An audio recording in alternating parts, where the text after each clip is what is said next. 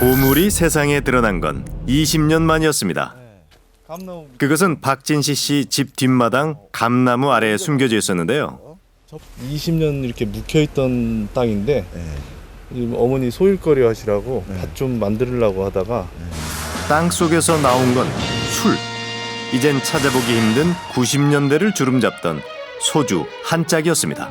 교회 다니시기 전에는 술 좀 하셨다고 하더라고요. 근데 이제 술을 끊으시면서 20년 전 술을 끊겠다고 선언을 하며 땅속 깊이 소주를 묻어두셨던 겁니다.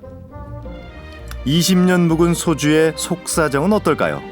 조심스레 병뚜껑을 따자 세월의 흔적이 고스란히 모습을 드러냅니다.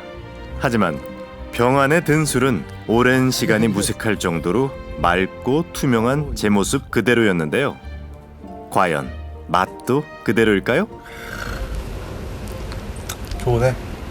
따서 먹어보니까 맛도 괜찮고 뭐 김이라고죠? 김도 안 빠진 것 같고.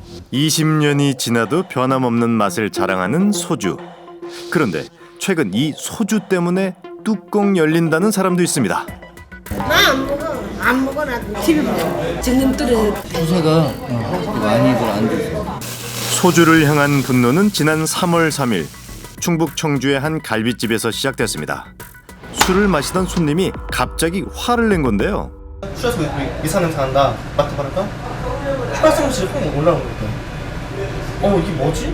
지독한 냄새를 풍기는 소주는 그야말로 화끈한 맛이었답니다. 그런데 항의는 옆 테이블에서도 이어졌다는데요. 모두를 분노케 한 건 바로 냄새. 결국 현장에 출동한 경찰은 손님들이 마시던 소주 3병과 냉장고에 있던 소주 12병을 수거한 뒤 국과수에 성분 분석을 의뢰했습니다. 병의 내외부에서 경유 성분의 양성 반응이 나왔습니다. 소주 8병의 안팎에서 검출된 것은 바로 경유. 트럭이나 버스 그리고 SUV 차량의 연료로 쓰이는 경유는 대체 어쩌다 자동차가 아닌 소주병 안에 들어가 있었던 걸까요?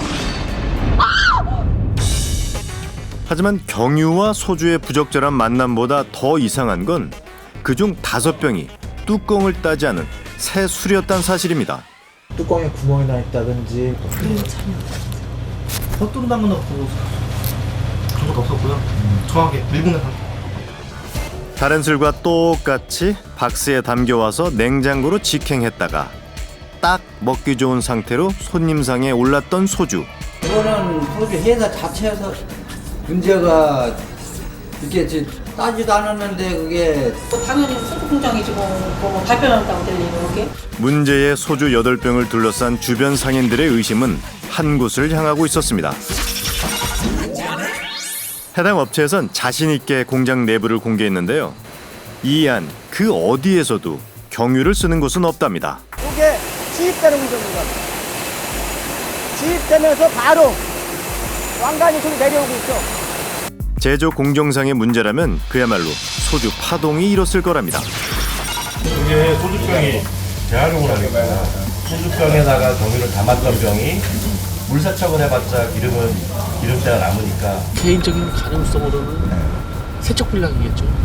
따지도 않은 소주병에 담배꽁초 등의 이물질이 나와서 소주에서 파리로 추정되는. 우리는 종종 따지도 않은 병 안에서 이물질이 나왔다는 얘기를 듣는데요. 어쩌면 재활용 병에 문제가 있었던 건지도 모릅니다. 누군가 경유를 담았었던 빈 병 8개가 재활용됐고 세척이 제대로 되지 않은 채 소주가 담겼던 건 아닐까요? 때리는 공정 이런 데서 병이 다 섞여버립니다. 얘들이. 그러니까 버퍼든 가면 완전히 섞이거든요. 순서대로 나오는 게 아니고. 경유를 담은 적이 있는 8병이 같은 상자에 담겨져 한 갈비집으로 보내질 확률은 사실상 0%입니다. 그런데 병구 표면하고 그 왕관 그러니까 뚜껑 그 표면 사이에는 비슷한 틈이 존재를 합니다. 유통 과정 중에 저희 제품이 경유에 오염이 되면서 경유 성분이 제품 내부로 유입이 돼서 발생한 것으로 그렇게 추정하고 있습니다. 앞서 본 박진시 씨가 발견한 20년 묵은 소주의 맛이 변함이 없었던 건 술이 새지도 지하수가 섞이지도 않아서입니다. 그게 다 100% 가까운 밀봉력을 자랑하는 옛날 방식의 왕관 모양 병뚜껑 덕분입니다. 하지만 이 뚜껑은 꼭 병따개가 필요하고 쉽게 녹이 쓴다는 단점이 있었는데요. 그래서 80년대 중반 따기도 편하고 녹도 안 쓰는 돌려 따는 병마개로 바뀌기 시작한 겁니다. 다만 밀봉력은 미세하게 떨어진다는데요. 소주가 공장을 떠난 뒤 누군가 뚜껑의 미세한 틈을 노린 걸까요? 문제의 소주를 갈빗집에 공급한 해당 업체를 찾아가 봤는데요. 하도 시달려갖고 한번 보셔요 그냥. 도매업 10년에 이런 일은 처음이라는 도매업자. 자신도 황당할 뿐이랍니다. 경유 같은 경우 여기서 지게차 저기 차들 불이 안 쓰니까. 그럼 지게차 같은 기름 넣으실 때는 어디서? 주유소 가서 넣죠. 지게차 말고는 경유가 쓰이지도 않는답니다. 보관상 문제도 없었다는데요. 당시 창고 안에는 15,000병이 넘는 술이 있었는데 왜 유독 특정 소주 8병에만 경유가 들어갔겠냐는 겁니다. 그런데 우리는 도매업자에게 뜻밖의 이야기를 들을 수 있었습니다. 담당한테 전화가 왔어요. 술이 이제 장사가 되셨는지 술이 모질란다고. 그래갖고 제가 나와갖고 이걸 밖에 이제 저걸로 실어다가 이제 여기 차에 실어드린 거죠. 사건이 일어나기 전날인 3월 2일 오전 한 남자가 도매업체를 찾아와 소주를 받아갔답니다. 10년 단골이었지만 직접 찾아온 건 처음이었다는 남자. 경유차를 타고 온 그 사람은 바로 문제의 소주 8병에 나온 갈빗집의 사장 아들이었습니다. 대를 이어 정직과 신뢰만으로 식당을 운영해왔다는 갈빗집 사장 아들. 사람들의 모함에 기가 막힐 따름이랍니다. 항상 믿음으로 해왔는데 그렇게 나오니까 되게 억울하고 한동안 잠도 진짜 못 잤어요. 그렇다면 그는 왜 사건 전날인 3월 2일 자신의 경유차를 몰고 도매업체를 찾아갔던 걸까요? 제가 3일째 인지 못하고 제가 술을 마시겠다가 연락이 왔어요. 그래서 제가 3월 2일 날 10시에 갔어요. 제가 직접. 3.1절 황금 연휴인 걸 깜빡했답니다. 그러다 술이 떨어져 직접 도매업체를 찾아간 거라는데요. 중간에 뭐 주유소를 들린다든지 뭐 그런 적은 없어요. 어떤 분은 또 이상한 말을 해요. 또 뭐 보상 받았냐. 저는 그 생각 전혀 저도 없는데. 소문과 의혹이 뒤섞여 뒤끝만 남기고 있는 사건. 대체 소주에 경유를 넣은 건 누굴까요? 경쟁사였든지 아니면은 또 안 좋은 분들이 어떤 경쟁사에서 어떤 악의적인 어떤 행동으로 통해서 할 수 있는 부분도 있고. 사람들은 제3의 가능성으로 경쟁 업체인 지역 소주를 지목합니다. 이거밖에 안 먹어요. 우리는 안 써요. 그럼 뭐 쓰세요? 소주 달라 10원이에요. 그러면 10원 먹지 부득이를 먹었다는 사람 없더라고. 지역 감정보다 더 독하고 진하다는 지역 소주 사랑. 하지만 지난 2011년 충청도 소주에 대한 사랑에 찬물을 끼얹는 사건이 벌어졌답니다. 많이 먹었었죠. 회사가 어떻게 됐는지 좀 대형 업체로 인수가 됐다고 하더라고요. 맛이 좀 틀려졌다. 조금 저기 다 달라져서 안 드세요. 대리원이 술을 많이 사주시고. 충청도 소주가 대기업에 매각된 뒤 전국 소주로 갈아타기 시작했다는 애주가들. 그래서 이를 제지하려 충청도 소주에서 경유 테러를 한 것 같답니다. 하지만 넘쳐나는 음모론도 소주병 안에 경유를 넣는 방법을 모르면 아무 소용이 없는데요. 대체 그 방법은 뭐였을까요? 그 방법을 찾으면 경유를 넣은 사람도 찾을 수 있을 텐데요. 우리는 대한민국 화학계의 권위자들에게 따지 않은 소주병 안으로 경유가 들어갈 수 있는지 실험을 의뢰했습니다. 그 결과 그러니까 뭐 완전한 밀폐라는 거는 사실 과학적으로는 불가능한 거거든요. 일반적으로 그 고무하고 유리 사이에 쓰는 그 재질들은 물은 통과를 안 하는데 상대적으로 기름은 통과하기가 좀 더 용이하긴 해요. 이 경우는 보니까 충분히 아마 들어갈 수도 있을 것 같아요, 안으로. 가능하답니다.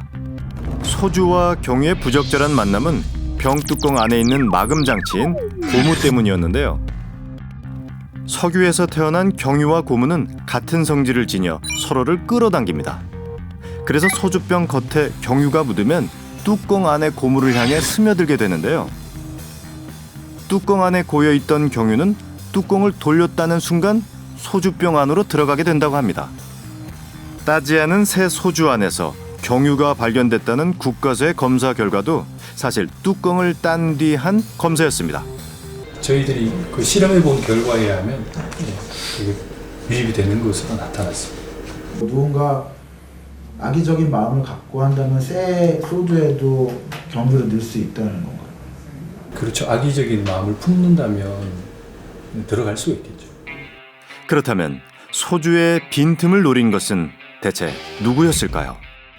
우리는 취재 도중 한 식당에서 새로운 사실을 들을 수 있었습니다. 손님이 드시는데 자꾸 냄새가 난대. 그래서 소주를 따라 보니까 기름이 또. 경유가 섞인 소주가 나온 곳은 더 있었습니다.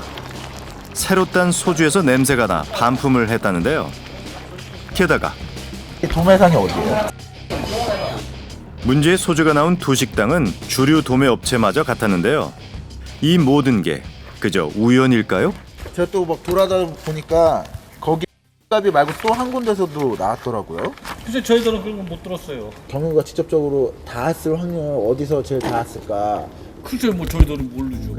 여전히 경유에 대해서는 아는 바가 없다는 주류 도매 업체. 사실 주변 여론 또한 유통의 문제는 아니라고 입을 모읍니다. 미쳤어요? 상식적으로? 한 짝이라도 팔아먹고 사는데 경유지 일부러 집어넣어서 일부러 팔아요? 말이 안 되잖아요. 그 앞뒤가 안 맞는 얘기고. 아무도 자신은 문제의 소주를 만들지 않았다는 사람들. 그 말이 사실이라면 이번만큼은 정말 사건이 아닌 사고일지도 모릅니다. 하지만 한 가지 사실만은 변함이 없습니다. 문제의 소주는 언제든지 다시 만들어질 수 있고 그 경우 소비자나 생산자나 모두 피해자가 될 수 있다는 사실인데요. 오랫동안 서민들의 슬픔을 달래주고 상처를 치유해준 좋은 친구. 소주와 함께하는 자리에 필요한 건 기름이 아닌 기쁨입니다.